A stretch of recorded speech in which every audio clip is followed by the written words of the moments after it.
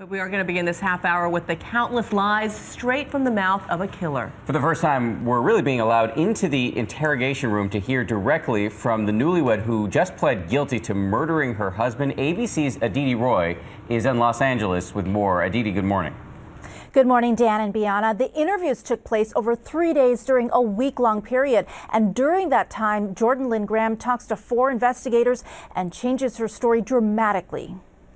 I'm getting some inconsistencies in what you're telling me. This newly released video shows the days of questioning that led to the confession prosecutors say was the center of their case against Jordan Lynn Graham. What part do you personally feel responsible for?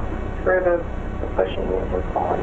But that came only after days of telling investigators that she had no idea what happened to 25-year-old Cody Lee Johnson. He was going to go for a ride with some of his out-of-town buddies that were visiting. But Thursday, Graham changed her plea to guilty of second-degree murder, admitting she pushed Johnson off a cliff at Glacier National Park in July. Jordan, how are you feeling?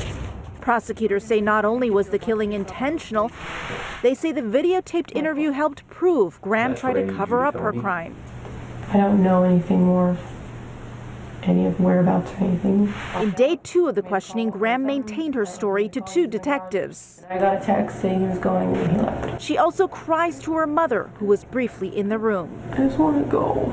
After she eventually leads park rangers to Johnson's body, Graham's changing story undergoes its biggest shift. She finally confesses to pushing Johnson, but says it was an accident during an argument. He went to grab my arm or my jacket, and I said no. I said I'm not going to let this happen, so I'm going to defend myself.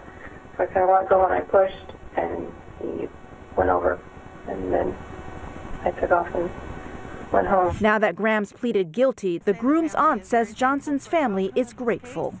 It was very emotional. It's been a long haul for us. Her attorney said this morning that Graham took the plea deal because it takes first-degree murder off the table. She is scheduled to be sentenced on March 27th. Dan and Bianna, a fascinating story. Fascinating indeed, Aditi. Thank you.